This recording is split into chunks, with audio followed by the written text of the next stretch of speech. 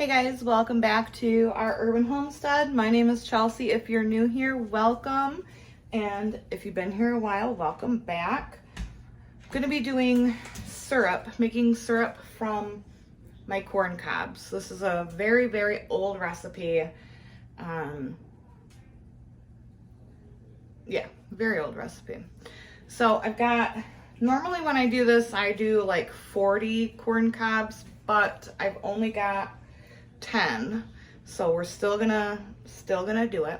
I just made up a batch of brown sugar for this recipe. I've got my corn cobs and enough water to cover them. Yes, they're gonna float, and we're gonna put this on high. Bring it to a boil. Boil it for 30 minutes.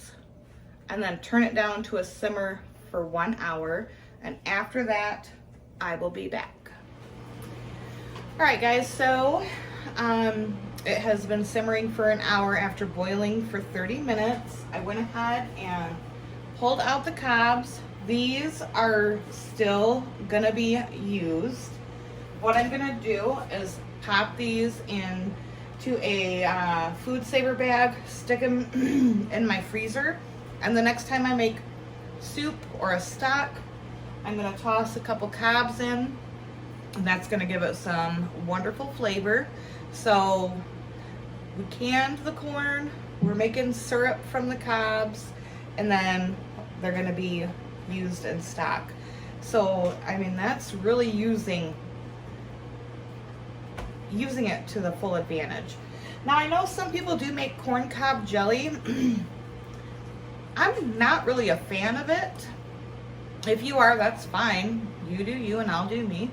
I would just prefer to make the syrup because it is so, so good.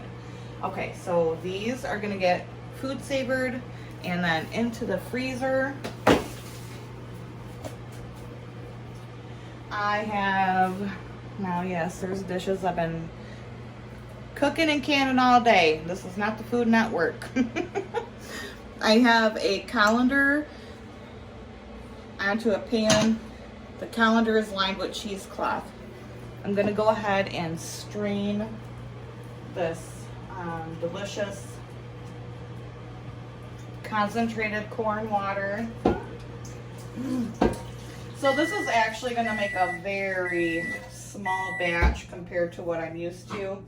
I'll be lucky if I get 2 pints out of this batch. Normally when I do it, it's like my big water bath canner full of corn cobs. But I only bought a dozen ears of corn at the farm, so.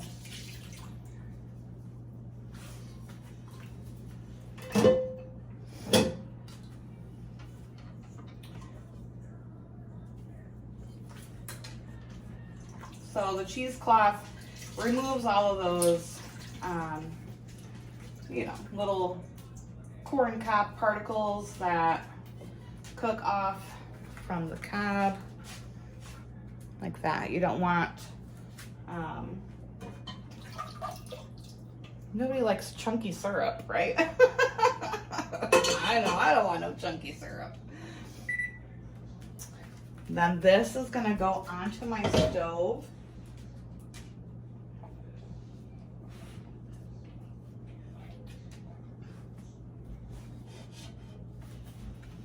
And I will be back in just a second. Okay, so this is what our delicious corn water looks like now. We're gonna add, normally it takes about 5 cups, but this is a very small batch. So I think it's only gonna take, I don't know, maybe 2 cups of brown sugar. So I've got my heat on.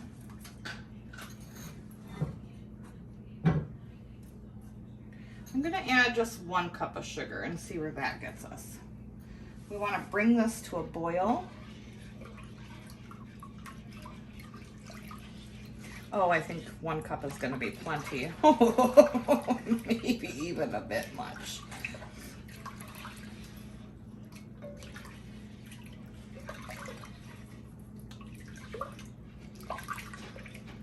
Yeah, that might be a bit much. Ooh, I don't know. That tastes absolutely wonderful. That actually tastes perfect.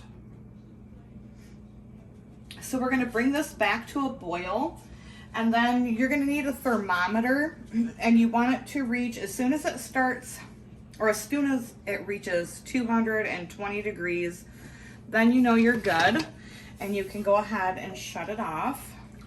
And then we will get this put into jars and can it up. It will get like really thick and syrupy. I know it just looks like, what does it look like? Probably just brown water. Yeah. Once it comes to a boil and starts reducing down and it hits that 220 degree Fahrenheit mark, it's gonna be thick and syrupy and delicious. So I will see you back when that happens. Okay, so I misspoke. You want this liquid to reduce by half, and then I'll show you what it looks like when it's just about ready. So you want to simmer, light boil until this is reduced by half. Okay, so this has reduced by about half, and I don't know if you can see around the edge how it's just starting to get little tiny bubbles. We're gonna take the temperature at this point, and this is the point where we want it to be 220 degrees. Do not stick it on the bottom of the pot. You will not get an accurate reading.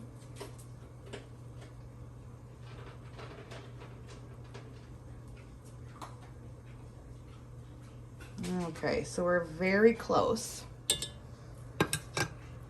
I'm gonna give this about 5 more minutes. I will probably only get a pint out of this because, like I've said, this is a much smaller batch than I do normally.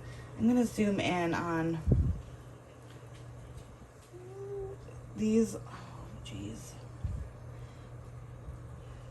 See how it's like little tiny bubbles popping up on the sides here, not the middle of the pan. The outer edges is what we're looking for to be small, tiny bubbles, and 220 degrees is what we're looking for. So once that happens, I will be back. All right, so see how thick and bubbly this is. We're gonna check the temperature. Oh yeah, definitely needs to be turned off.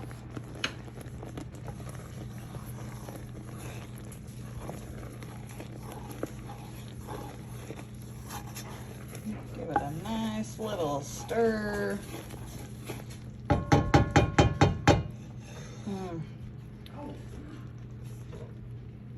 Our daughter had come out several times and was very excited that I was making this syrup. So I think tomorrow for breakfast I'll have to make biscuits with syrup, or maybe waffles with syrup and eggs and sausage.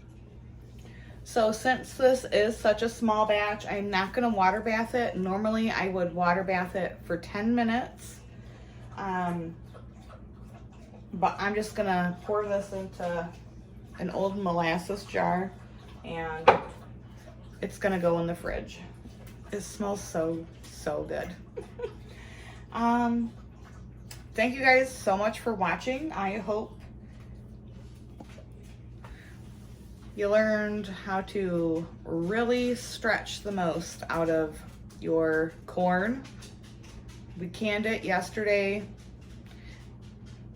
We're making syrup out of it today and got it in the freezer for future stocks or soups or broths. So, as always, thank you so much for watching. I truly appreciate all of you. Please make sure to like the video, leave me a comment if you've ever tried to make syrup like this. And until next time, abundance and blessings to you. Bye-bye.